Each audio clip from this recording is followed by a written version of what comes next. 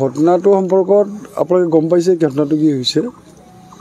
এতিয়া ঘটনাটো ঘটাৰ 8-10 মিনিটমান পিছতে মই গম পাইছোঁ। মই তেতিয়া দিল্লীত আছিলোঁ আৰু লগে লগে মই ইয়াত DC SP তেওঁলোকক কৈছোঁ, তেওঁলোকে আহিছে, তদন্ত হৈ আছে আৰু এগৰাকী ব্যক্তিকো তাৰমানে ইতিমধ্যে গ্ৰেপ্তাৰ কৰিছে। আপোনালোকে নিশ্চয় গম পাইছে। তেওঁ 5 দিনৰ পুলিচ কাষ্টডিত তেওঁলোকে লৈ গৈছে। গতিকে ইণ্টাৰগেশ্যন হৈ আছে। গতিকে আজিৰ দিনটো তাৰমানে কোৱাটো অলপ কঠিন, কিন্তু আমি ভাবোঁ যে ইয়াত তাৰমানে দোষী কৰায়ত্ব হ'ব আৰু আচল যিটো ঘটনা, প্ৰকৃত সত্য ঘটনাটো উদ্ঘাটন হ'ব। না তেওঁলোকৰ অলপ কিছু ক্ষোভ আছে, তেওঁলোকৰ কিছু সন্দেহ আছে। সেই সন্দেহৰ কথাখিনি ক'লে যিখিনি কথা আপোনালোকেও জানে।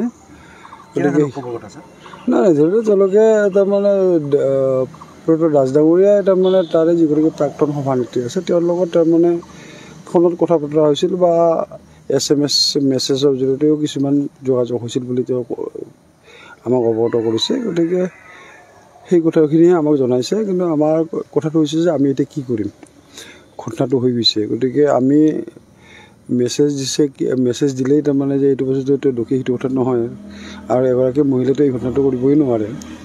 গতিকে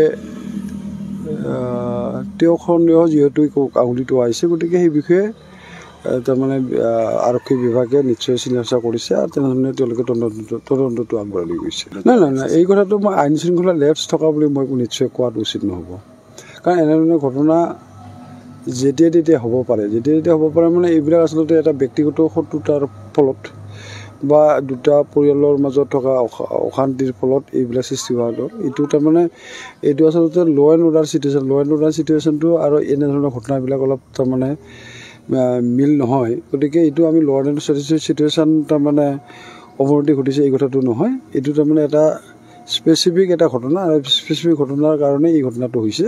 গতিকে ইয়াৰ ক্ষেত্ৰত তাৰমানে আইন শৃংখলাৰ এই ক্ষেত্ৰত জড়িত মেছেজ দিয়া নাই তেওঁলোকে কৈছে আমাক তাৰমানে পৰিয়ালে আমাক কৈছে যে মেছেজ কিবা দিয়া হৈছিল। গতিকে এইটো বস্তুটো আমি এতিয়া ক'ব নোৱাৰিম। তেওঁ কৈছে আমিতো দেখা নাই। এতিয়া ধৰি লওক গোটেইখিনি বিষয়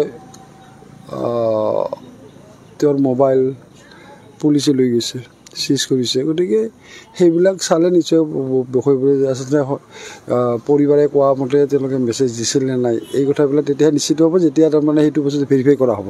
গতিকে তেওঁৰ যিখিনি ক্ষোভ, তেওঁৰ যিখিনি সন্দেহ, সেই সন্দেহখিনিহে আমাক অৱগত কৰিছে। ইয়াত তাৰমানে আমি সত্যটো আমি ক'ব নোৱাৰোঁ।